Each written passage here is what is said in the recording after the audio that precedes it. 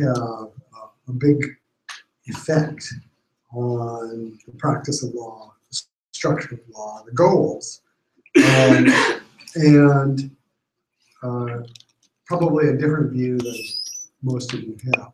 So I do a bunch of things that are unusual. I'm on the advisory board for innovations for the American Bar Association. Should cause you to be deeply worried.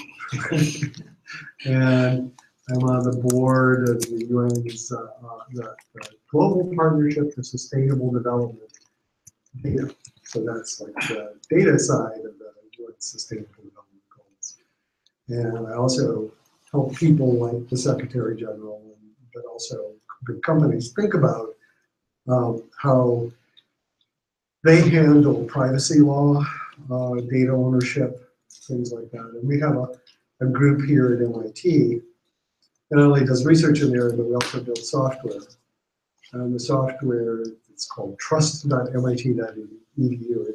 It's about giving people ownership over data about themselves. So it's actually important for like the privacy laws in Europe, and thinking about how you can operate in the presence of both localization laws and privacy laws.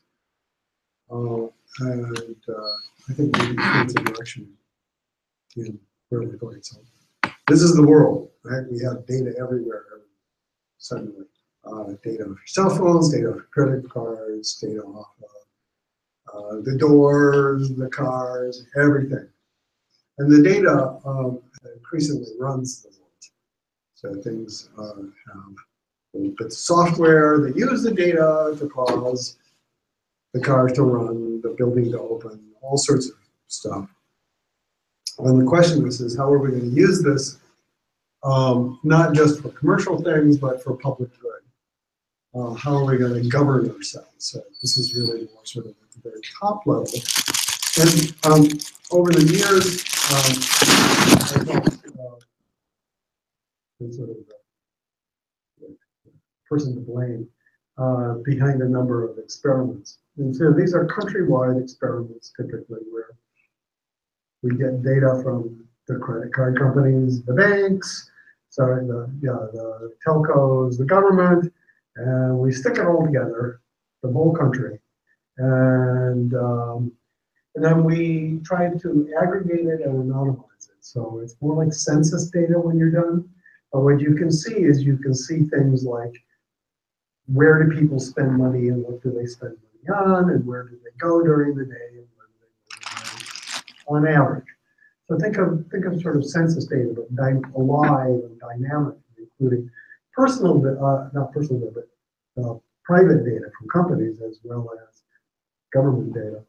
What we've been able to show is that, and we've done this in places like one of the first ones was Côte d'Ivoire.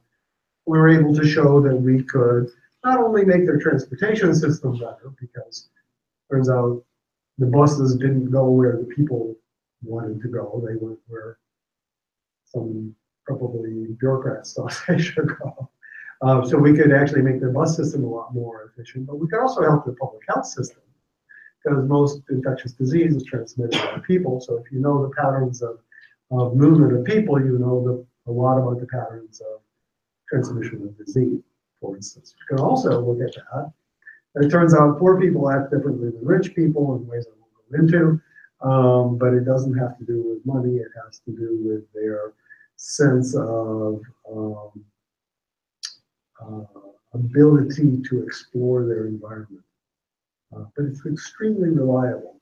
And so you can actually make census maps of poverty or wealth very simply from telephone data, from credit card data, and they're about as accurate as the census data, which is really quite amazing.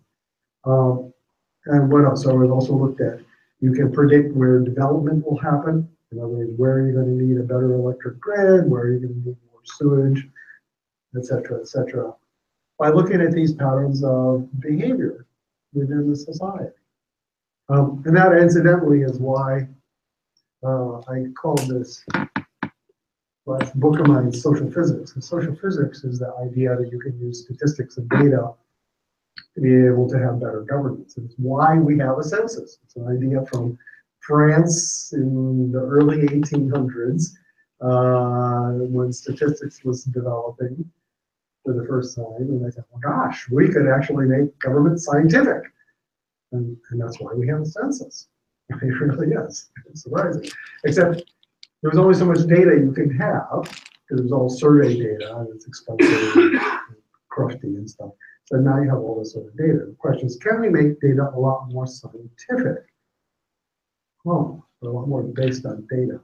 And so we've done this in London. We showed we could predict crime, not about criminals, but areas that had social tension, social problems.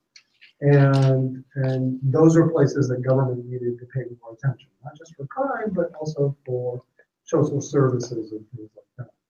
Again, by patterns of behavior that people have, changes in patterns of behavior. It's not the way, I'm not going to go into all of this, okay, because essentially I'd have to sort of brainwash you all to think about people in a different way, maybe for you to really sort of understand why this works. But just suffice it to say that people have a lot of behaviors that are very fundamental biological behaviors that we have in common with a lot of animals.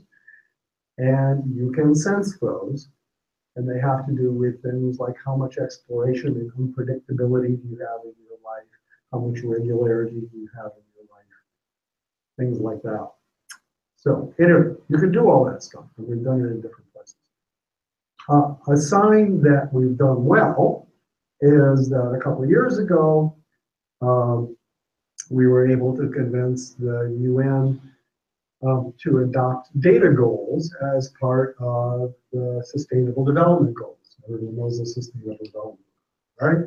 15-year goals for the United Nations, reduce poverty, inequality, green the planet, blah, blah, blah, blah, okay?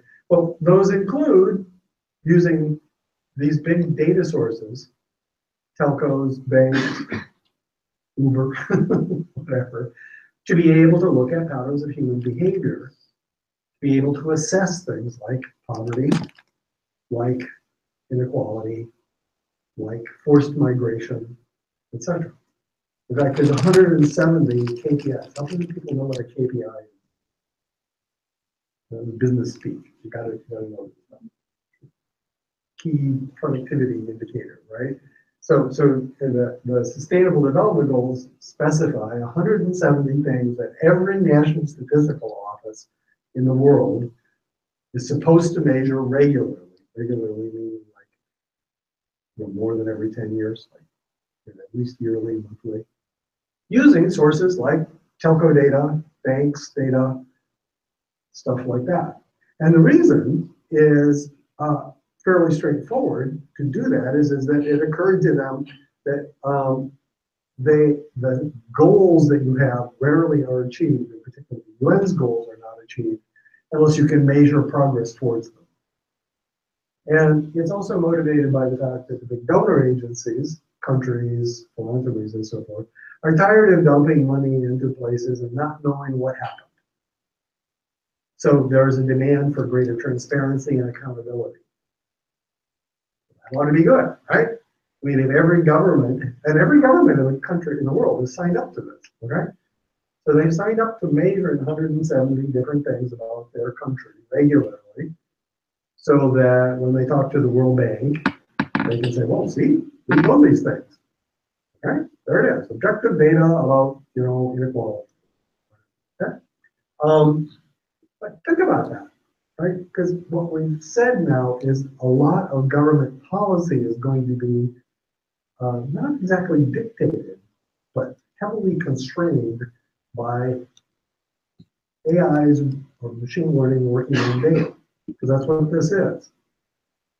So there's going to be data that come from telcos that do this machine learning thing that puts out estimates of poverty, and that's going to determine whether the government gets a loan from the World Bank. So what we're doing is we're saying, well, look, government is going to be more transparent and accountable, but the freedom to do legislation, the freedom to do policy, is going to be driven by data. And it's going to be driven by machine learning on data in particular. And there's lots of things underneath that have to do with validating the data and validating the AI, that the numbers are good, and you can imagine lots of sort of stuff. But this really changes, in my view, the legislative process.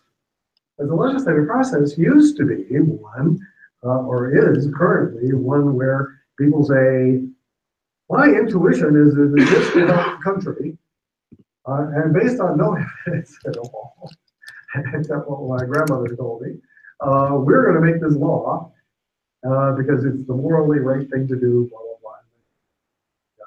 blah, blah. Sorry for being a little cavalier with this, but sort of my attitude. And we're moving towards a world where it will be normal to have data about lots of things. Okay? And the regulations will begin to build in measurements like this sort of data. And so at one level, you're talking about like Skynet, right? You're talking about this sort of big AI that's like measuring poverty everywhere and telling people where to invest money. It's pretty a good Skynet and a bad Skynet. But I suppose it can get out of line. Everyone know what Skynet is? So Skynet is the AI that went crazy in the Terminator movies and like started a nuclear war. Oh, this is sort of a joke. I guess you have to know what Skynet is. Anyway, so we see governments internationally becoming much more data driven and driven by AI, machine learning. Okay. So that's interesting. And then one of the questions is, okay, so this is good, but I think it's good, transparency, accountability, but it's also a little spooky to have more and more data-driven processes. And so the question is, how do you use it safely? And so we've been thinking about that a lot in my group. I've been thinking a lot about it. Last 2 months ago, I keynoted the European Union's presidential opening in Estonia because they like what we do, and they wanted me to harangue all the assembled ministers. And what I was supposed to harangue them about and did was, how can you handle data safely? How can you put people in charge of data about them? How can you localize data? And what's interesting is that the key idea is very simple, which is that we all think of data as being something that's first of all wants to be free. That's sort of favorite sort of trope, but also something that is without ownership. Whereas money, which is again strings of ones and zeros, this type of data, right, is something that has definite ownership and auditing associated with it. You take your ones and zeros to the bank, you put it in the bank, the bank is only supposed to do certain things. The government audits what they do with those ones and zeros. So it's like that maybe. And the key thing, the key observation is that you could build a system where it's a little bit like banks, where when somebody wanted to know something about you, you would give them, you would consider it and say, well, I'm going to allow them to know something about me. And I would give them a license to know that thing. So they would have a license to have my ones and zeros. And if I decided that was bad, I could take that license back, and you'd have to get rid of the ones and zeros. And I could verify that you, in fact, did what I said you were supposed to do with my ones and zeros, right? Just like I do with banks. That sounds like fanciful, right? Or how many of you believe that's fanciful? You guys all sleep. I think it's fancy. Fanciful, yeah. So, except for almost 20 years, this is the way it works in Estonia. I mean, for real. Whole tiny country. So what happens in Estonia is everybody has a digital identification, and whenever you interact with the data, with the government, this is mostly government at this point, okay, the identity is checked to make sure that essentially what you do is you give permission to pieces of the government to use your data, and that's logged on a log, which is a blockchain sort of thing. And you can see what the government, what each element of the government does with your data and why. And you can retract that license if you want to.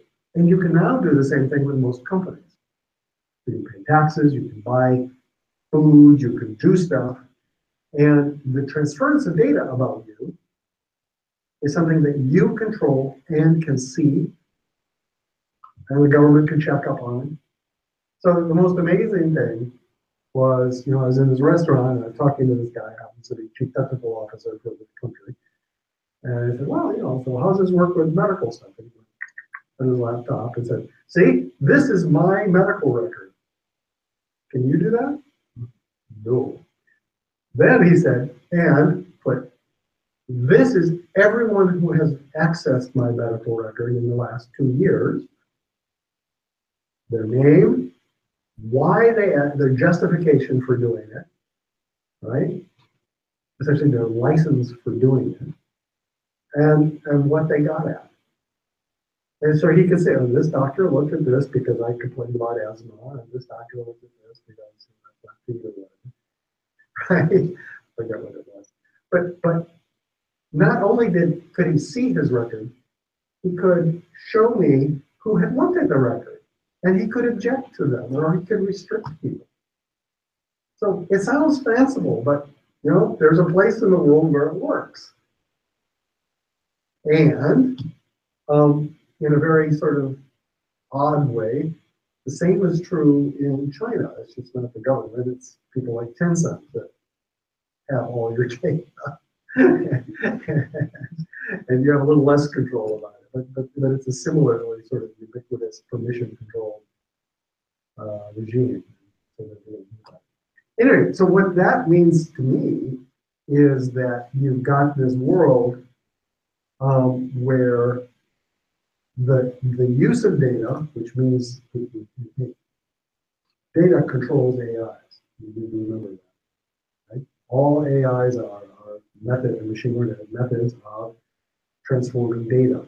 Data refinements. If you control the data, you limit what the AI can do. So if you can log and audit everything that happens and control it and turn it on and turn it off, then you have essentially veto power over what can be done. But of course, constraints from society, when you really would like to go to the doctor, so you probably ought to tell the doctor what the name is. Right? So some things are more forced than others. But the point is you can get to a world that's a lot more governed by these contractual relationships. What else do we have? So we actually have a system like this that we are put together, software, so like custodian system, but including now private data to do the sustainable development goals, sorts of things, major poverty, etc. And we're funded by the government of France to set up these systems in Colombia and Senegal, where there's going to be a regime like this in those two countries. And one of the things that people say, and I think is absolutely correct, is you don't want to just set up the system and let the normal sort of legal processes act on it. In other words, you don't want to have a lawsuit to be able to say, this is discriminatory and fight it. You don't, because it takes too long. You don't want the judges to be able to decide it either because they don't necessarily have the data to be able to make a decision. And again, so what we did with this little system, which is a way of handling data, deciding things, and will be a thing that drives and powers law, is we set up a human ethics board that is able, it consists of all the stakeholders. In a place like Colombia, that's really interesting and important. Where they have a civil war that they're ending. So stakeholders has a particular meaning there. And what that's that group is able to do is look at the function of the system on a day-by-day basis and use analytics tools to identify unwanted behavior like discrimination or results that aren't achieving what they said they should achieve and so forth. So what you've got is you've got something that is, in a sense, like an arbitration process. So you've got data coming to a public facility, which drives policy, and you've got a stakeholder review board that's able, that is chartered to regularly and continually audit the function of these data-driven regulations using tools that let them do it immediately, right? Like a long process. And then that, of course, can feed into the normal sort of legal challenge process if you want to. But actually, they can turn things off. They can demand that things be changed, et cetera, et cetera.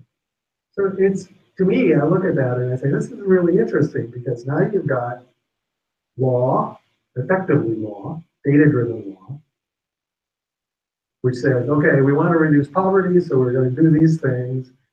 And incidentally, we're going to be able to measure whether they're working daily, everywhere in the whole bloody country. That's like a really different way to think about things, okay? And then we have the operation of those things being overseen for unintended consequences by humans who are the relevant stakeholders. And we sort of patched this together. So it's not like this is the formal answer, but it's people from the gorillas, from the government, from the city, from the NGOs, from the church, to be able to evaluate it, which begins to look like an arbitration or appeal process that's now supercharged or automated. Right? It's really different. And you can imagine now that there's this whole sort of structure that grows up where a lot of the function of the government, a lot of the function of commercial things is both driven by quote unquote objective, the best you can do sort of objective measurements. Those are audited all the time to make sure that they're okay by the variety of stakeholders. And the function of the government is to some fair degree automated by data measured from all the different stakeholders, audited by all the stakeholders. And that's a really interesting future, okay? I also don't see any way to avoid that future, except there will be places that don't have the humans in the loop. That's pretty bad. But what we ought to think about is, as we begin to move into this world, which there's reasons to believe that we just have to move there. Right? We have challenges, we have strains, we have the capacity. What we're doing is we're putting humans in the legislature in the role of programmers, because they set up regulations on, if poverty is less than this, then the money is more than, that's a law, right? And the law that poverty's not, and other things may be things that are driven by measurements from telcos and banks and stuff like that. It's pretty interesting, right? And then overseen in a way that's sort of analogous to the judicial system, like it says there, one day, right?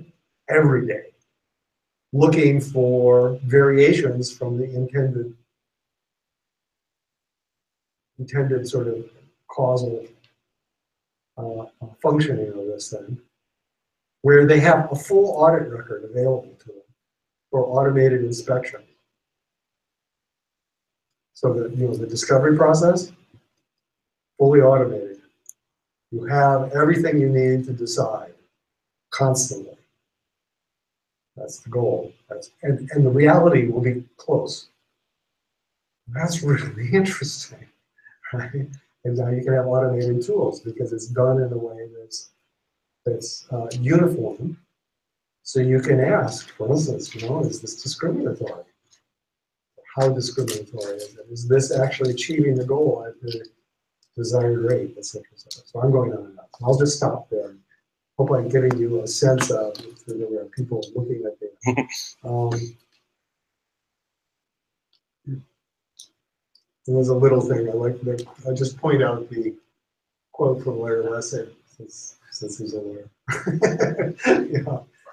So this type of system makes it possible to use and maintain it without holding it.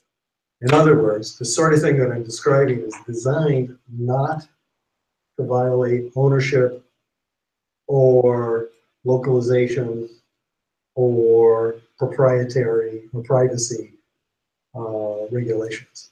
And it does that by only operating in a way that's fully encrypted, so data is not exposed. And the only things that are exposed are aggregate things that have a pre-agreement, which has to be reached, of course, but a pre-agreement that certain indicators that are, for district level, city level, country level, will be made available from your data. You think of it as a sort of a tax on data. You can have your personal data, but you have to pay a little bit of a tax, which is you have to, it's like today, you have to contribute to the census, right? Same idea. You have to contribute to the control knobs that run society. You don't get to not contribute. Yeah, okay. We'll see. She did first. She was more skeptical than you, so okay. So I don't know what the position is in the US, but while, like in Australia, we have to contribute to the census, but there's nothing that forces us to answer truthfully. So me as a libertarian skeptic always answer nonsensical things because I don't like data. So I wonder, yes, the world that you depict sounds like a good thing for many, but I wonder if it's a world that a lot of people will want. So, will people, if the kind of their data is being recorded, maybe they'll just not go to see a doctor. Yeah, so in everywhere that I'm aware of, it's already recorded, you just don't know. And you don't have access to it. Your doctor records it, the nurse records it, the drug company, if you get third-party payment, they record it. But they don't show it to you. But if your system is based on paper, it goes into like someone's useless paper file, and they don't necessarily aggregate all of that. And so we have protection by inefficiency, is what you say. Yes. Okay. So we're reaching a world where we will not have that. Okay. And the reason is healthcare costs too much. Certain sorts of things like pandemics require comparing data. So the other quote up there is from the CTO of U.S. Department of Health and Human Services, right? It's like, the healthcare could be so much better than it is now, so much more responsive, so much everything. If in fact you could share data among hospitals and stuff like that. And one of the main barriers, according to hospitals, is privacy regulation and stuff, and paper. But of course, they also don't want to give up proprietary advantages. But if you could have a world where that was happening, you would be able to have tremendously better and cheaper care. And I think we're going to be driven in that way. This is not a trivial amount of the economy. May I add a friend to that? Yeah. Thanks. Let me just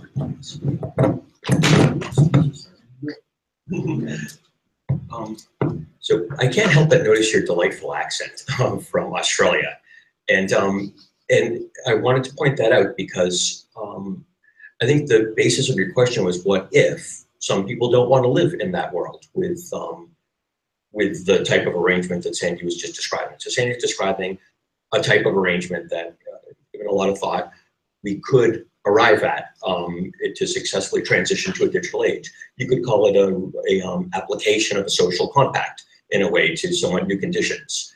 And there's a balance there that he's proposing. I would just like to reflect, not as a challenge right now, but as part of what we're doing here, and especially as part of the lead up to October 30th and 31st, we want to convene a proper discussion with the legal industry is, well, what if people don't like this particular balance? It's a good idea. I mean, it's one of many we we haven't heard or thought of all of the ways that one could balance the inevitable transition. Can you think of other ways that it could be balanced? And I remember, I think I was required at one point to accompany all my friends to the polls in Australia when it was time to vote, because it's mandatory voting in Australia. So there's a balance that has been chosen there. And so there's more than one way to slice this. The real question is to answer the question, what if people don't like this or that flavor? How shall we balance it? And what role ought the law to have in refactoring the social compact for digital age?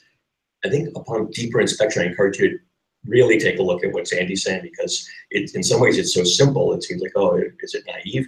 Well, it goes pretty deep. There's a lot of thoughtful balance there. But maybe you can think of a better one. And there were I'm others. really interested in trying to find a better balance. Yeah. But you know, one of the realities is that there's this very strong pressure for participation because of the public good. So, you know, what happened everywhere, blah, blah, blah, you know, but you had a question. Yeah, I was wondering, like, you were saying how there would be a tax on your personal data. Could it be that the default would be that everyone's data would be fed into a system and then something opt out? Because I was thinking there's such a barrier to entry of someone actually going into some system and saying, like, yes, I agree that I want my data shared, like, or if it was, you know, somehow tied into maybe when you go through your driver's license or you have some other kind of digital identity and you check a certain box, just because there'd be so much progress lost if you didn't have access to, you know, huge hordes of data that kind of push forward AI and all those improvements. Yeah, so there's a number of issues there. So opt-in versus opt-out is an example. In GDPR in Europe, right, you are supposed to have to opt into things, but the government thoughtfully exempted itself from that. So, yeah, right. In countries like Estonia and India, there's a lot of efficient processes that require having a digital identity and being logged. And so those are pressures that make it very difficult to, quote unquote, live off the grid. And then that brings up another question, which is, well, so if everybody's data is available to the government, what happens when the government's an authoritarian government? Okay? And I'm reminded of a gentleman I met who said, you know, my father was the head of the National Statistical Office in Holland at the beginning of World War II, and he got up in the middle of the night and burned down the ministry, his own ministry, right? Because he didn't want those records to fall in the hands of the Nazis. So in a world like that, it's fine if the government is a positive government, perhaps, right? But it's also really scary if it's not. And is there a way to pull the plug, not just individually, but en masse? And this is why I like credit unions. Credit unions, incidentally, are chartered to manage your personal information, your personal identity. I don't know why. It seems like a completely bizarre thing that that's in the law, but it is in the law. And so you could imagine that all of your digital data is deposited with your local credit union, who then manages it for you in the best possible way, according to community standards or something like that. And is able to, in some sense, pull the plug on things that it doesn't like, which incidentally is sort of implicit in the GDPR, right? So in the GDPR, you opt into things, but you can opt out and they have to get rid of the data. And you can move the data to somebody else, and you can get explanations for why things happened. So you can get an explanation of the algorithm that went through in human understandable terms, so that you can make decisions like that. So what this is doing, again, is this analogy with money, where, you know, today, you know, when you deposit your money ones and zeros, and, you know, there's pieces of paper and things on the web, you can see about what's happening with your ones and zeros, your money ones and zeros. And there's an expectation about it, and it's audited, and you can pull it back out and give it to somebody else. right? So the idea is that this is a little bit like that for all the rest of it. Since you're hitting my hot button on federally chartered credit unions, we did a project to explore this, and you're next. And what we found was astonishing, which is that it's much better than what Sandy realizes. Federally chartered credit unions in the United States not only are authorized as depository institutions, checking, savings, mortgages, as lending as well, but also, I mean, like private banks, you can have a safe deposit box. Now we have a direct corollary to my personal property that is not currency, it's property in a safe deposit box, the jewels, the special poems, whatever I want to put there. It's personal property, not real estate. And they are fiduciaries, like that's the type of duty that they have toward it. So now you have a puller of the plug that actually has, armed guards and marble and, security and auditors and examiners and staff, and whose duty it is under the law, and backed up by the full faith and credit of the United States in various ways to protect our property, and they can make deals on our behalf. So there already are accepted business activities that that NCUA allows any U.S. credit union to do, which includes a virtual safe deposit box. You can find one of those at DCU. So it's like the componentry of it is there. Regulators have allowed for a division of personal data ownership and identity ownership. And if you just imagine, because of the funny things like what is a credit union doing with identity? Good question. But if you think about it practically, what I came to realize is, okay, well, if you're going to allow home banking, how do you log in? If you're going to require know your customer, what are they checking against and how do they keep a record of that? If you're going to allow a mobile wallet, at some point there's a digital credential that authenticates, identifies against a record in a bank of a card, in this case a member that's a co-owner. So they're in the identity business, they're in the digital identity business, and they already operate as a collective on behalf of a co-owned entity.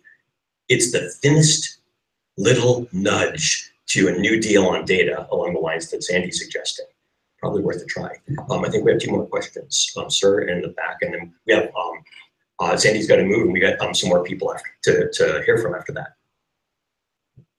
Thank you for collecting, Professor.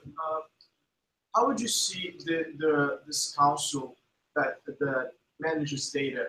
Because right now the balance of power for data, as you mentioned, is very biased towards companies and the big players.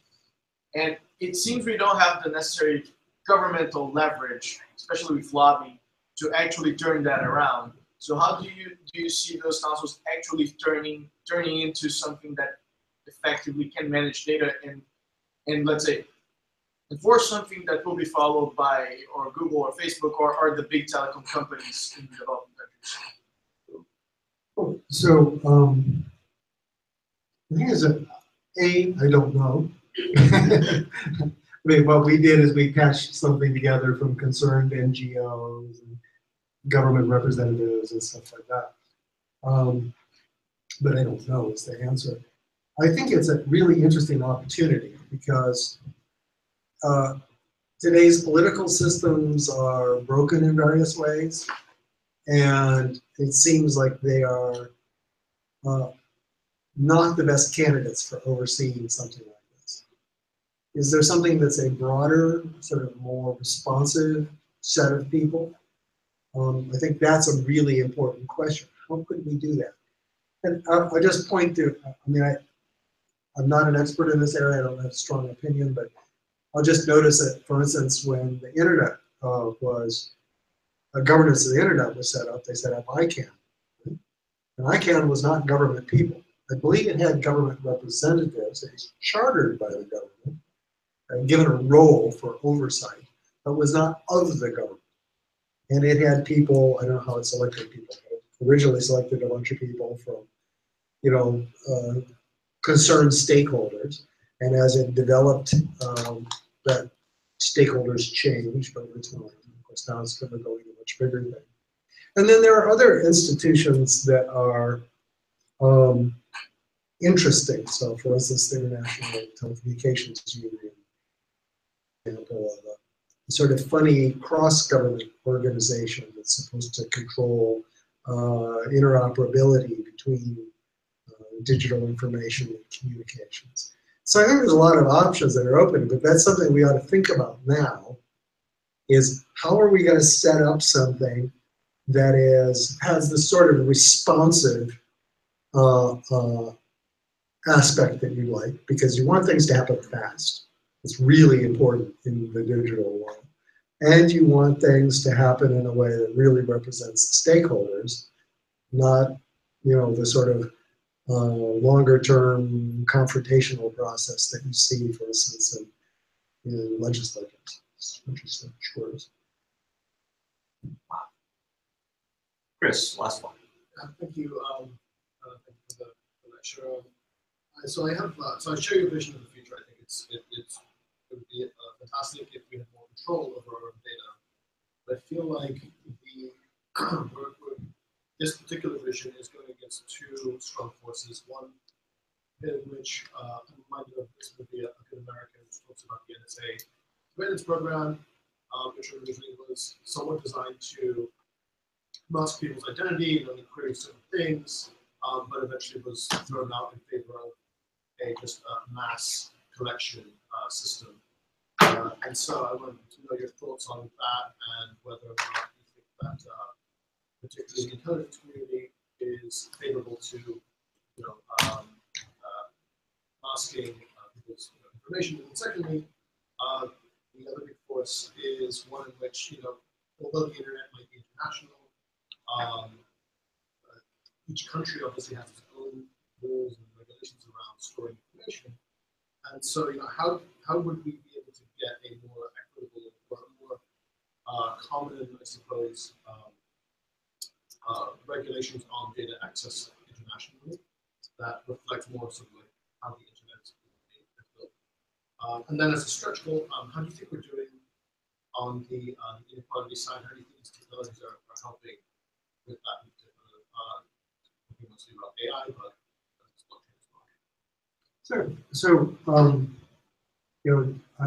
the first thing is not to let the present get in the way of the future.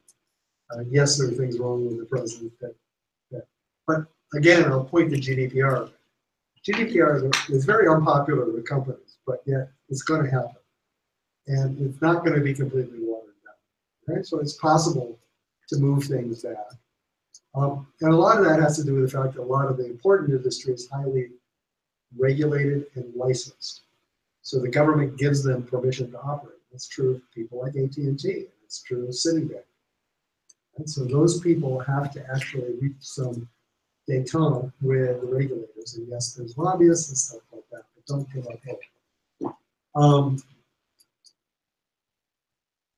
The real, let's see if I'm sort of putting the question, we have like 3 questions in there. So I think that a world where people give permission for their data to be used, and that's law, is possible. Okay, I think actually in the end, the thing that pushes that is concerns about security. We've had enough hacking, enough things like that, and we've just begun to see that. It's going to get a lot worse. That you need something that's a far more secure basic architecture. And one of the fundamental flaws is just sticking all the data in one place. That's not in that. I mean, that's like in the 1500s, they decided to stick armies inside castles, right, with a moat around. And that didn't work very well at all because it only took one guy on the inside to lose the whole war, right? Defense in depth is what people use now. You scatter things around, that way you can't lose everything at once. What the NSA and people want is not to be attacked, right, and lose everything. And then they want to have quick and sure access to things. So if you have a fully logged, fully permissioned system, that not only protects you, but given the correct mechanisms through a court of some sort, that gives them assured access to things. Because there'd be a key that's the court-ordered key that would allow them to get at things. And all that log data would be there.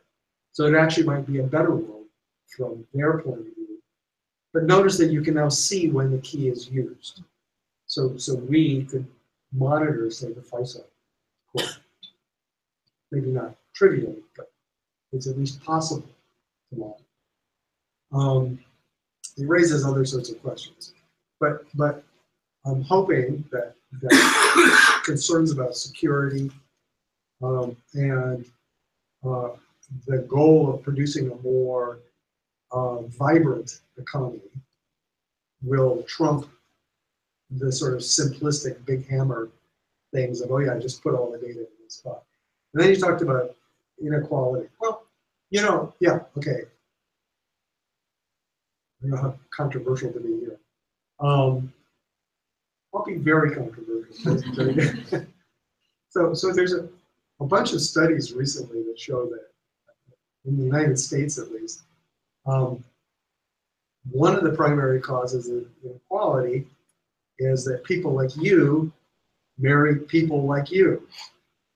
Okay, so it used to be that educated people married uneducated people, rich people married poor people. Not anymore. A lot of that has to do with physical segregation in our society, which has increased dramatically, not racial, but income. Okay? And people of one class just never meet people of another class. If we went back to the way things were in the 1960s, our inequality would drop to sort of the bottom of the OECD ranks. That's how big an effect it is. Let's ignore the building. So that's slightly kind. And then the other thing that gives me optimism is, you know, when I got into doing things in developing countries and so forth, it was very common to say half the people in the world have never made a phone call. Well, guess what? 90% of the people in the world now own a phone. The digital phone that lets them send text messages and receive data. And in most parts of the world, it's cheap, if not free. And that's in 20 years. That's the fastest change in access ever in all of humanity. And if you read the UN statement we put together, I think I put up the world that counts, makes the point that until as little as like 10 or 15 years ago, you saw cases where a pandemic would kill 1 million people and no one in the capital city would know. Just think about that. 1 million deaths, nobody knows. Why? Because they're out there in the back, right? We don't know out there. Yeah, some people say, right? That's not possible anymore. Now, It is important. no, we know. We know what's happening there. You're confusing things that are 2 orders of magnitude different. I'm not saying Puerto Rico is good, but 1 million people did not die and are unlikely to die in Puerto Rico. And there's TV news coverage of it. I'm talking about people literally not knowing that 250,000 people died in Ethiopia. My first job was because, oh, gosh, there was a crop failure in India and 2 million people have already starved to death before people noticed. 2 million, right? That's orders of magnitude different, okay? Don't trivialize that. In the US, we tend to be concerned about our lattes and stuff like that. The rest of the world's not like that. The rest of the world, the babies die. The transformation of digital access has been incredible. The number of babies who died has dropped by something like 80% because of access to information and access to health. Cell phones, basically. Think about that. That's millions of babies a year. Forget about it. It's something like 10 million babies a year. Okay? Puerto Rico's bad. 10 million babies did not die. Okay? Let's not confuse the two. Okay? I'm sorry to jump on you about it. It's just, in the US, we tend not to pay attention to the fact that we are a tiny segment of the population who are enormously privileged, and the babies die everywhere else. Okay, I'm a lot more concerned about the babies dying everywhere else. Okay? I think that we don't think about that. Anyway, sorry. Go on. So can you bring us home? So in view of no, okay. So I don't know. oh, you don't know. So I'm going to vector Sandy Pentland from the past. When asked, by way of transition to Dan Harple, what do we do within the law and regulation and governance is in Congress and judiciary to successfully transition to this digital age where there's sea change differences that you're outlining. One of the things that you mentioned is the law has to start to express itself as digital information, and the criteria for compliance needs to become more data-driven, and this needs to be part of adaptive type systems. Well, it just so happens that the next two speakers are going to talk a lot about how we do that. Dan Harple's got a terrific general API for verification methods of data, so we understand data, so we can have some integrity of the data that we're relying upon the law. We're going to find out more about what it would look like when all the law itself expresses itself as data in a service from Harvard Law School. So I understand you have to rush off, but in spirit, let us continue exactly in this vein. And then at the end, Yost has some announcements about the next class. That, Sandy, thank you for coming in and laying down the gospel. Thanks. Thanks. Sorry, I have to run. So I have mischaracterized significantly Dan's API and what Dan's going to talk about. So do you mind introducing yourself and just highlighting what you'll show? Okay, hey everybody. Dan Harple. I'm CEO of a company called Context Labs. I've got about 5 slides and a little bit of a demo to show you. In some sense, what we were doing at Context Labs had a bit of a seed here. I rolled back to about 4 years ago. We helped organize a conference, I guess, Identity, Trust, and Data. And for me, this is about my 8th or 9th company. It really lightened me to what I think the next big thing is. So that's what we're trying to work on here. Okay, so that's where I learned about blockchain. This preceded the digital currency initiative. Yeah, so I think this was really the seed for what the DCI became at that conference, and it set me off, on a deep dive into this particular company. So I'm going to talk about that, and the reason I'm here is because we're interfacing with Michael Casey and Neha at the DCI, the Digital Currency Initiative, also predating that was something called the Open Music Initiative, which we co-founded. And we did an event like 2 weeks ago called Hack for Climate. And we talked about this thing called Proofworks. So Dazza asked me to come and talk about it. So I'm going to talk about that. So just give a short overview on what it is, and then I'll give a little bit of a demo. So basically, Proofworks is a component that we built in this platform immutably. Okay.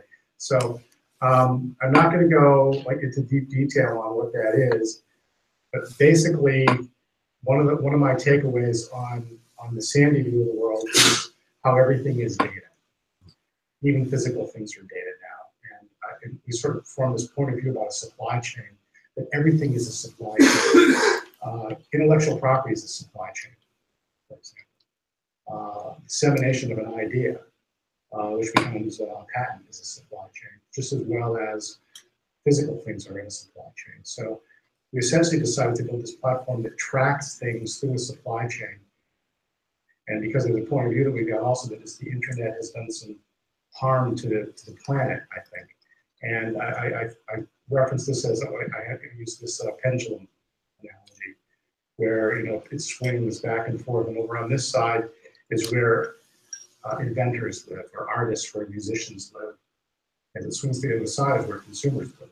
And what's happened in the internet is there's these players in the middle now who take large percentages of the margin.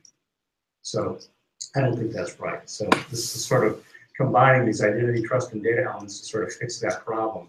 If you think about it, if you've been in the software business for a long time, I can question, why does Apple take 30% of all I have right now? But if you're a younger person, you might think that's just the way it is. I think it's totally unfair. So I think this kind of technology can change that. So what we decided to do is build this immutable platform. And I'm really here to learn a lot today about the legal side. I'm interested in Dazza asked my comment. We didn't design specifically for any legal used legally in legal depositions and stuff. But we focused on environmental data, publishing. It can be deployed for patents and prior art, electronic discovery, using fake data. Legal. I think it can actually change how facts and circumstances are. Deal with a bunch of companies and pay a bunch of lawyers to do a bunch of stuff, you know. So I think there's a way to validate what's happening as a fact and circumstance. So I'm going to talk about what Proofworks is. Basically, it's this way to have this irrefutable and immutable record of the existence of something, okay? And it also folds back in, if you heard what Sandy talked about, another thing that this plugs directly into is his social physics work, where the world is an interconnected entity. It's this being that's interconnected.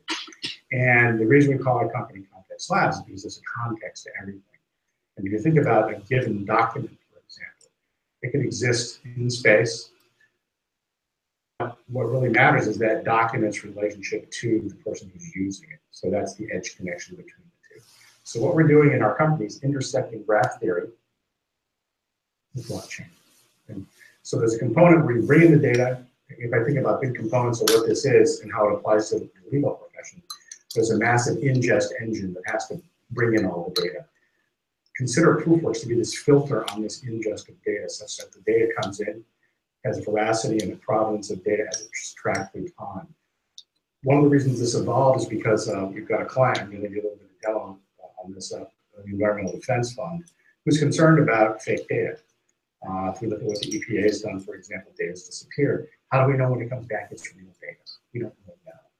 So we built a platform that does that, okay? So, you know, and I think about yesterday, you know, you asked me about Tom Petty. I mean, there's a bunch of fake news all over the place. There's no accountability for that because there's no system like Proofworks to provide accountability for it. So this is like the reason behind we built the thing, building it. So it's an API, it's a tool. And we can register what we call multi-point proofs. So there's one way to think about this is that a proof on a document, a proof of its existence is just sort of a timestamp that says, okay, it exists. But that's for a node. So I think maybe the way to think about this is let's just talk about a document for right now, okay? Because it could be other things, it could be design files, it could be images, it could be all kinds of things.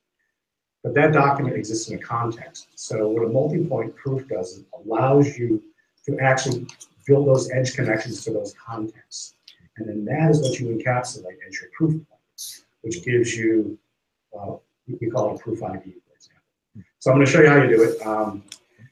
Now the thing about these is uses standard cryptographic hash technology, SHA-256, which we're going to talk about. Not here, but we're going to talk about this later. So it gives this verifiable proof record of what exists, when it existed. And the key thing here is you track it through time. And I'll show you the Environmental Defense Fund site where, for example, a file, it's sort of byte signature. This is saying, say for example, Dazza posts a file, and then I'm an evildoer, okay? And then I want to like manipulate and post it later. Well, if I just change the name of it, it's still the same file because its byte signature is the same. But if I hack it, the cryptographic hash will be different. So you can identify manipulation of data, okay? And this has uses in so many ways, just crazy amount of ways. And by the way, when we did the company, we didn't think about it in the legal environment per se. But we did think about it in terms of providing records, documents of records for data. Okay? So then it gets registered on any number of ledgers. It can be a blockchain ledger, it doesn't even have to be blockchain. But you can also post to social media, Twitter, Facebook, etc. So, you know, the document is, I exist, it's posted. So for example, yesterday, the LAPD could have said, Tom Petty's died. It's posted. Didn't happen, right? There's no accountability. There's no data integrity, et cetera. So that's just kind of like a real world example of this happening. So this idea, so this connected graph of veracity and provenance. So there's this proof of integrity, and that is when you look at this sort of connected graph of proof, what we've built is sort of this configurable proof engine where you can basically say who actually could be sort of good housekeeping seal of approval for a given data. So for environmental data, for example, the EDF, we think they're a reliable source of data. So that's one component. The other one is the proof of existence. And you pull all these things together, and you can see the graph there, the graphic that shows the nodes and the edges being pulled together. The registration of the blockchain. And then there's, this is a component of immutably. So I'm not only going to talk about proofworks because this goes into discussion about what is blockchain. A lot of people call it a database. I'm one of the people that says it's totally not a database. It doesn't have its own structure, query language, or anything like that. But there are components of it that could be used like a database. So can we have the demo? You betcha. Okay. So here's how it works. The demo is amazingly underwhelming because it actually is an API that you can bolt onto massive data sets, which we've done. Okay, so basically you drop the data into the Proofworks engine, and basically it gets a cryptographic hash. So 2 examples: Environmental Defense Fund. There's a music publishing thing. I'm just going to show 2 things here. I'm going to show the EDF, and I'm also going to show this Proofworks by itself. Okay, so to do that, I'm going to jump on the browser. So the first thing I'm going to do, so this is just a UX for the Proofworks API. So I'm just going to, here it is. So it's not launched yet as a standalone API. It's embedded in immutably for customers that we have. So for example, we've got a customer that prints about 800 million books a year. They're all have encrypted IDs. Okay, so but they don't sit there and do 800 million drag and drops to get their cryptographic hashes, right? So just as an example, I'll just take a file. Yeah. Okay. There's your proof. Okay. So see how underwhelming this demo is? It's not sexy at all. But if you're, a cryptography guy or something, or a blockchain guy, you're like, oh, wiggle. Yeah. So it takes, so we can actually configure who our proof points are. So right here, for example, at that moment in time, we've used these other sites as sort of validators in the proof chain, and you can see what they are. It's just, whatever the heck this one is, national lottery. Yeah. So. Wait, the total arbiter of truths, national lottery. Timestamp validators, that's what you're showing? Yeah, at various places. So you get that graph context. It's not just a single timestamp. It's the aggregation of all those. Then it says, okay, I'm real. It also says, I'm real, I exist. And if you use me again, and I don't have this cryptographic hash, I'm not real. It's the fundamental thing about it. So not a sexy demo, but the utility of this is great.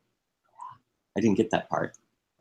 Yeah. I'm just wondering, is there room for allocation data, GPS? Absolutely. Add geographic authenticity?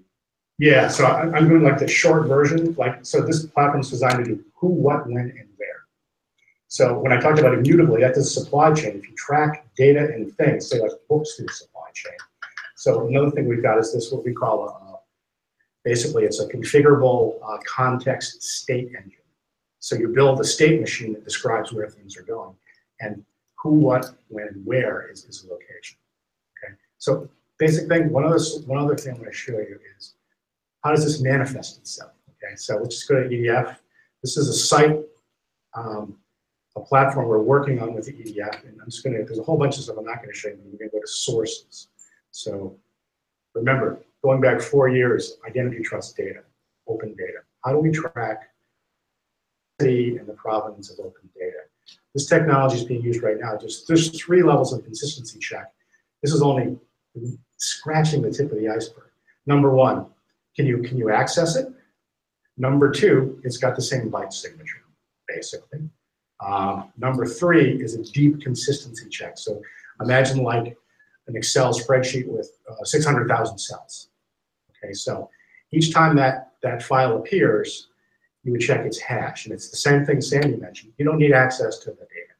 There's privacy on the data. You can sort of obfuscate the ownership of the data. You can anonymize the data, but you can always have this authenticity about the That's my slides. Boom. Okay, great. You got it? So yes, and now could you take the microphone and your brain, most importantly, and sit right here and help me begin to talk about how we can apply this directly to the law itself with a Harvard Law or Harvard Law. Someone from Harvard Law School. Actually, just really Don't dare call me a professor. I guess I say the same thing. So, oh, actually, I'm sorry. We should actually move that. So this. So we've asked Adam to join us to talk about a revolutionary project, I think. That is something I dreamed of once, and people laughed when I said it here in this room. Is why can't all of the law be accessible in a digital form that we can use? Why? Well, according to you, it can, and that's what you're doing, if I understand. So could you introduce yourself and then show us the project, and then join us for a dialogue about what would be the components in order for maybe civilization writ large to rely upon this? What kind of verification and what kind of social compact would be part of? Sound good? Yes, sounds great. Let's see. So my name is Adam Ziegler. I am the managing director of the Library Innovation Lab at Harvard Law School. We are a group of developers and designers and lawyers that are working, bear with me for a second, to in a lot of different ways, but one of the things we're doing is making legal data. And in particular, we're focused on case law. Hopefully you all know that the law is expressed primarily these days in three ways: as statutes, as court opinions, and as regulations. And we're very focused in our group. Sorry, I'm just pulling out the display here. On judicial opinions. On judicial opinions, yep. So our project is the Case Law Access Project.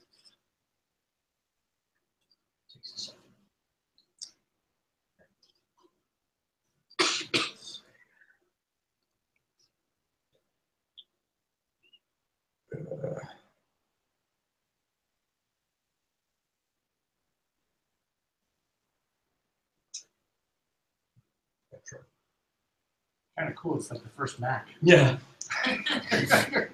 Reverse Oh, these it's a here. 16-bit party here. It's a resolution at Harvard MIT.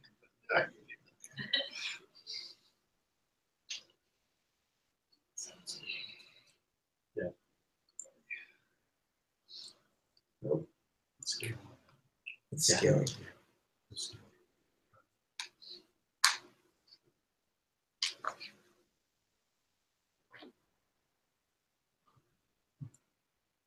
Scale. Probably do.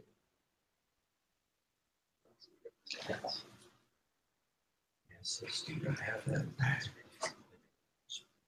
We did, yeah, but it's not, that's a different. And then this is where we use the classic one more time, unplug and plug in, and presto change show. I don't know why it works, it just does. It just works. Yep. No, it does. See, here it comes. And if you keep talking, I'll fuss. Okay, so if you're talking about judicial opinions, you're trying to transform judicial opinions into data. You've got two basic problems to solve. One is, at least in the US, one is all the data we've had in the past, all the court opinions we've had in the past, which, as you know, are all in paper. They're locked in books. They're locked behind paywalls owned by Westlaw, LexisNexis, and others. The other problem is going forward. What are courts doing every day as they generate new court opinions? What are they doing? They keep putting them in books, believe it or not. So the first step of our project is to take all of the historical court opinions, all 6-ish million of them that have been published over time, and digitize them. And I don't have the video to show you yet, but basically over the last 3 years, we have been very rapidly scanning every court opinion ever published in the United States, both state and federal court, at a clip of about 100,000 pages per day. And we're just about complete. We're just about complete with that process. We'll be done by the end of the year. It's all on copyright stuff. It's all court opinions, court opinions themselves are public domain. They are edicts of the government. Publishers, as your question anticipates, like to embed in court opinions certain copyrightable content, like headnotes, annotations, things like that. So what we do is we scan. And Harple Context Labs technologist. So, The brass in oh, no. Close. So close. Wait, get back in the other mode and just show the slides. Yeah, good idea. Yeah, just get out of slides. Yeah. Because it's a PowerPoint part. PowerPoint. It has nothing to do with Harvard or MIT. No, no. There you go. Great. All right. Okay. So so we take these books. We have 40,000 of these books in our library. Basically, comprehensive set of all court opinions ever published. And what we are doing is scanning them. First, we pull them out of a giant warehouse.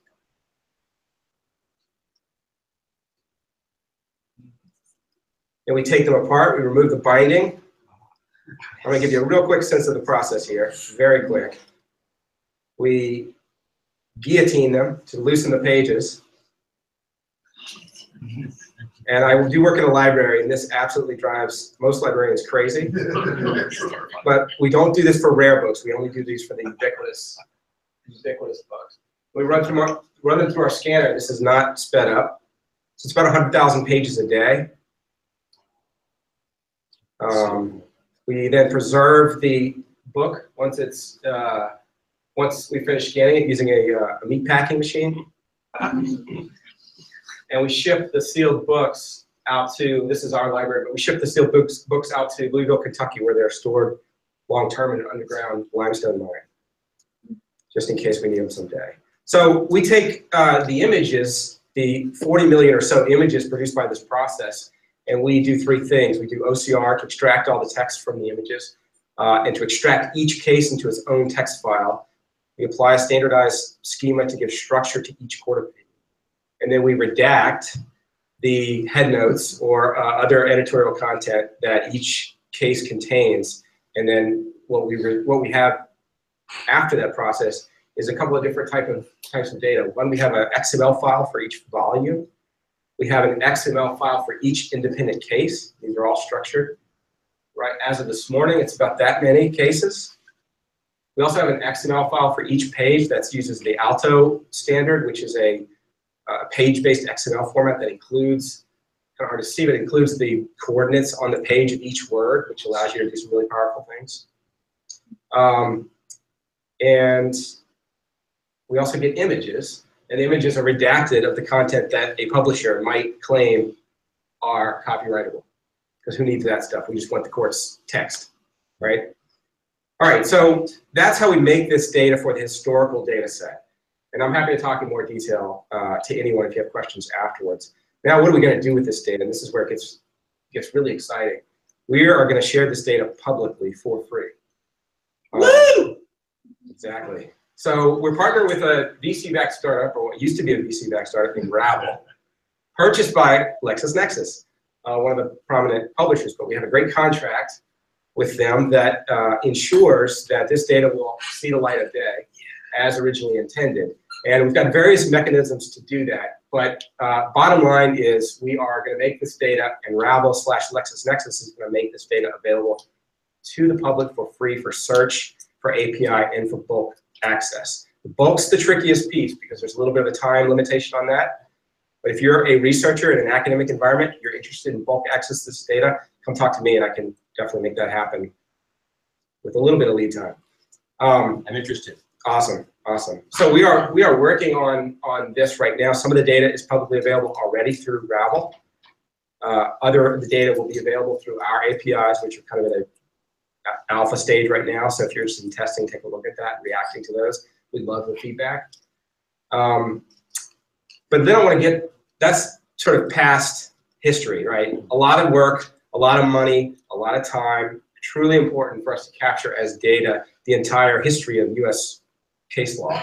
But let's talk about, I think what's a little more relevant to going forward is how do we stop, how do we get to the point where we don't have to scan these damn books anymore to get our data out of them. And that is all about Born Digital. This is the second phase of the project we're working on from an advocacy and design and partnership standpoint with the courts.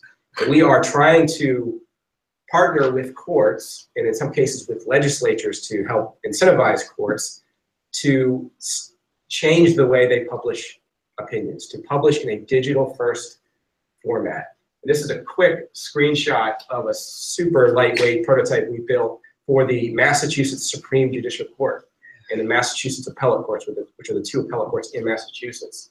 Basically, they have this system they've been using for a long time where they the judges create opinions in Word. They finish those opinions. They ship them as attachments to an email to LexisNexis. LexisNexis editors put them in a page-proof format, email back PDFs of those draft page proofs. The folks in the courts then hand mark up in red pen those page proofs, email them back to LexisNexis. LexisNexis makes the changes, and so on and so forth until the courts are happy with what they've got. And the result of that process is a finished opinion then goes into a book, a bound volume that very, very few people buy, very, very few people have access to. I mean, Lexis, in Massachusetts, is Lexis. They changed about, I don't know, 5 or 6 years ago, but current contracts with Lexis. California is also with Lexis. Many of the other states are with West. But generally, this is kind of a model for the way it works in most states. Some states are ahead of this. I can talk about that. But basically, all this work is done to produce a final opinion that then gets put in its official form on paper, in a book, or behind a paywall. And what we want to do is to flip the switch so that all of these courts are publishing their official, authoritative, verifiable opinions to the web as open data from the inception. And so we are working with the courts, Massachusetts is one of them, to try to help them understand how to get there, try to help them answer some questions about what to do. One last point on the federal courts, because I mentioned state courts. So federal courts are actually a little bit closer to getting this sort of right. There's something called the Government Publishing Office, which has a system, used to be called FDSys. It's now called GovInfo or govinfo.gov. And they actually have a pretty decent repository of mostly PDF, but they're digitally created PDF of most of the opinions from most of the federal courts. It's not comprehensive, it's not mandatory, it's sort of a voluntary opt-in thing for the courts, but it's getting there. And so we are actually advocating through Congress now to try to get all the courts incentivized to put all of their opinions in this system and to make it all available for bulk download. So we're getting to the point where we could see all court decisions published in this country on the web as Born Digital data, which would be very exciting. It would be a whole kind of a whole new world for anybody who's thinking about access to law. I think Dazza shared a link to an article I wrote a few months ago talking about the key characteristics or attributes of a digital first publishing system. And so if you're interested in getting involved in this and helping with this or supporting this, take a look at that article and you might see some ideas, including ideas for digital signatures and verification, which I think some courts would say needs to be part of this system for them to be comfortable in adopting it. Not all courts would say that, but certainly it would help to have that module as part of the system. Yeah. Because we don't know each other, I'm going to shake, but this is like a hugging moment. Oh, okay. So this man and Harvard Law School, just to be clear, when we're talking about transitioning to a digital age in a way that's proper and legitimate from a legal perspective, some of it's just painstaking refactoring and not missing things that you shouldn't miss and carrying forward that which must be carried forward. With all the complexities and challenges that you mentioned, like just one by one, you stared in the eye and you're locking arms with people of goodwill and making the negotiations and churning this through. So like when you see that moving, we're watching the wheels of history process us from an industrial to an information agent. You're churning a critical one, you know, and I just think I want to just thank you for what you're doing. Thank you for that. But it really goes back to a lot of work that mainly librarians at our library have done for centuries in collecting these things, preserving them, recording where they are. And I'll tell you one really quick story. I showed you that warehouse where all these books are. So that's the Harvard Depository. It's this enormous warehouse out in Southborough, sort of a suburb of Boston, where there's millions and millions of volumes maintained by Harvard University. And all of the books that contain these court opinions are in that depository. And when we started this project, we thought, okay, you know, we kind of know where they are. It would just be a matter of pulling down a few shelves and no big deal. We just ship them all in a couple truckloads. Turns out that those volumes of reporters over the years were used as filler in trays. So every time they got a tray from anywhere at Harvard University that needed 1 or 2 more books in it, they pull one of these off the shelf and stick it in. So they were scattered all over the warehouse for good reason, because nobody expected anybody to ever pull them back. So we had to really send people up on a cherry picker and pull these things down, basically one by one, over quite a long period of time. Outstanding. So I would like to ask a timing question, and I think as far as I know, it's a privilege that Sandy kind of went on a little longer. I learned a few things, but question: how many people need to leave at 2:30, and how many would be? Let's just start with that. Who has to stand up and walk out at 2:30? Is there unanimous consent to go to 2:40 so that we can properly gain the wisdom? Can you stick with us until then and then do? Okay, till 2:40 it is. I think there's you, and then you. And then why can't we all hear the question? Until that, okay. So based off of just that description of these volumes and how much there is, do you think that digitization of data might change the way precedent is actually found? Because surely nobody could have been reading all of this. And might this have like knock-on effects in terms of how the legal systems even interact with? I think my sense of that is yes, but obviously we don't know precisely how. So the answer is yes, but we don't know precisely how. One of the interesting things about the legal world is how little exploration has been done in terms of analytics, in terms of like deep data-driven insight, simply because the data wasn't available. The best you could do was read documents sort of one by one. You couldn't even, as somebody outside one of these large publishers, you couldn't even get the data to do large-scale processing. And so that's what this project and other projects that are part of this effort are going to make possible. So I have no doubt it's going to lead to new insights. Maybe we learn, in the law, there's this this pattern you see of courts or scholars describing things as the majority rule and minority rule, which is a sort of intuitive sense that most of the time courts go one direction and the minority rule, sometimes they go the other direction. We might, that's not based on data, that's just based on probably people's sense of authority and reputation. We may find those majority and minority rules are reversed or flipped, or there's some other rule out there. So a lot of interesting things we're going to learn from this data for sure, but we'll see what it is. And notice that would be an application of data science and some, influence network and some other analysis. So you talk about turning the corner and going forward. Wouldn't it be nice if all the courts, legislative bodies were publishing everything uniformly and digitally? There was a woman here from Australia. My understanding is for over a decade, the Australian legislature and the Australian courts have been publishing in an integrated sort of HTML way. And do you know anything about that? Is that a possible model? I understand it's good. I don't know anything specific about Australia. I know certainly there are other countries who are ahead of us. Canada, for example, does a great job with its court opinions in terms of making those available publicly as data. My sense is Australia's ahead, but I don't know the specifics. The integration between legislation and court opinions, to me, is not essential. It would be fantastic if we had it, but in many ways, at least at the federal level, the legislation is doing pretty well, actually. The sort of data.gov efforts have improved things quite a bit on the legislative front. And one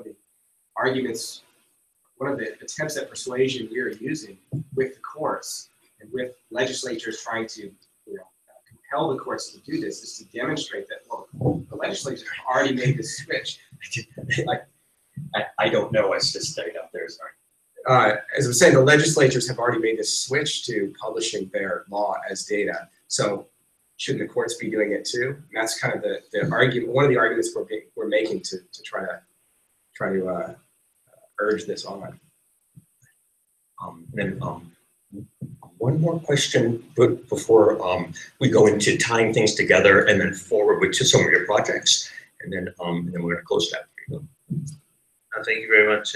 It's been an honor to have you both here today, so thank you for coming. I had maybe a quick question with regards to the processing. You said about the time limitation for the bulk access. Was that just that it takes some time to get access, or is there only a limited period of time which bulk access is available? And if that's the case, is that contractual with LexisNexis? Is that something they're trying to maybe close down access or refine it further before they release it to the public again? And then with the redaction of the information, was that because Harvard Law School was sued, or is that, do you not consider this a transformative kind of use of the notes on the cases? So yeah.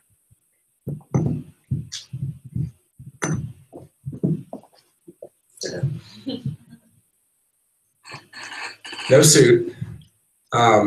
It's just a recognition that what we're focused on is the words of the court, the law itself.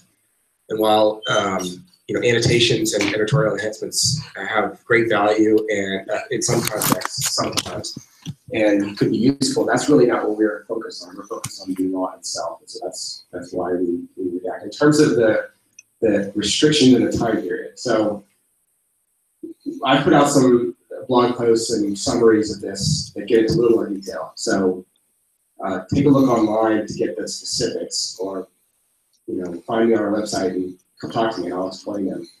The short version of it is that from now until 2024, step back, Rabble paid for this project. They also committed to making the data publicly available for search and for API access for nonprofit developers, and they committed to creating a market for commercial developers to get to this data. They have to enter that market. In exchange for those commitments, they received a short-term exclusive commercial license to the data, so that only they can commercially exploit this data through 2024. Come 2024, all the data will be completely unrestricted and we can give it to anyone we want. Prior to that, we can give bulk access to any researchers. So that's why I mentioned affiliation with academic institutions. And so that restriction won't be an impediment to scholarship, to research, to moving the ball forward. In addition, in some ways, it's the most interesting piece that kind of ties it all together. As any state or federal court makes this switch, it turns this corner from what they've been doing to what we want them to do, their historical data from this corpus also becomes unrestricted. So if 6 months from now, California or New York or Massachusetts switched to digital first publishing, that would effectively unlock their entire historical corpus right away, rather than us having to wait for 2024. So we are going into these states, into these courts and saying, not only can you do the right thing going forward, but you could also unlock for your lawyers and judges and clients and citizens and entrepreneurs the historical data as well. So worst case scenario, by 2024, the data will be totally unrestricted. Dynamite. So to kind of start to wrap this together, one of the things we're hoping to begin with this class, Gabe and Yost and I and Sandy, all of us, is a dialogue and engagement on, well, the way I said it before, is refactoring the law for a digital age. And part of that is just knowing what's true. What happens, what is the authoritative law, and who has authority to publish it, and when can you rely upon it, for example. Something I want to point out as a thought exercise, if nothing else, is I won't switch the screen, but I had up there something called UELMA, U-E-L-M-A, which is the Uniform Electronic Legal Materials Act. This is thanks largely to law librarians and other constituents who wanted public sector legal materials like statutes, regulations, case law, executive orders, policies, to allow the authoritative version to be published on a website. And there's 3 criteria in the uniform law. One of them is that it be authenticated and verifiable, widely accessible, like when you post something in a newspaper. And those are the 2 most important ones. So I would like you to just think about, I know there's 2 or 3 projects that directly relate to publishing legal materials, and Dan's API, which we want to utilize on a few projects, carbon registry coins and public notices and a few other things, provides a mechanism for this. How would you meet the requirements of UELMA to publish law going forward, so that a legislature, a judiciary, a regulatory agency just have a repeatable workflow? What business look like, or a service, or a product design? It's right there. And I guess to put it all together, you were asked, like, how would this be different? Well, one thing you can imagine is if the law was accessible, you took the headers out, Seamus Craft and Open Gov Foundation crowdsources headers. What do most people think this section is about? And for citations and references and analysis and cool workflows that help people comply with laws and discover them and manage them, all these things now could actually be much more open, we think, when the law that's authoritative is discoverable and exists as digital information that we can rely on. So I just want to put a few of those things together and ask if you can join us again on October 30th and 31st and help engage a broader discussion about the project, and then get more people involved in using it, and maybe starting to think about models and projects and maybe new companies that could propel adoption and then really boost it going forward. So with that, Yost has a few announcements about the class and next steps. All right, thank you. Everybody, it's been a delight to have you here for the handful of open sessions for Future Law. This is the last of those open sessions. The next thing that's of general accessibility will be on the 30th and 31st, the Future Law, the Legal Symposium, Legal Forum, also here in this location. But for those of you who are taking the class for credit, please send an email to me. Yost, one of the instructors, should be on the Stellar site, spelling out your tentative working title for your project, number 1. Number 2, in the remaining 3 weeks before the 31st, it's a vacation period here. It's essentially conflict, next week's vacation. So we have no public forum sessions. But what we do want is for those of you taking the class for credit to meet with us, the instructors. And that's tuning in on your final deliverable projects. Okay? So it's been excellent having all of you here as listeners and as participants. Those of you doing credit stuff, there's a little extra. Yeah. Dazza, you have that? Yep. There we go. And this will all be on the Stellar website. It's all in the email I sent earlier today. Thank you all. Okay. Great. Those of you that I know that wanted to come after us and have a little bit more chat and had some more questions, if we haven't completely run your clocks out, if you could take 1 or 2 minutes at least to exchange info, would be much obliged. And going forward, although this is the last class, I do have a commitment, thanks to several of the active students here, to keep broadcasting the tutorials and the presentations that arise from this class and that come out of this next engagement with the legal forum in future semesters on our law.MIT.edu YouTube channel. So if you want to keep following along online, you're welcome to do that, and stay in touch on your projects so that we can assist you with them, and then perhaps even present them at the legal forum. That would be the perfect outcome. Okay, so thank you very much. Over and out.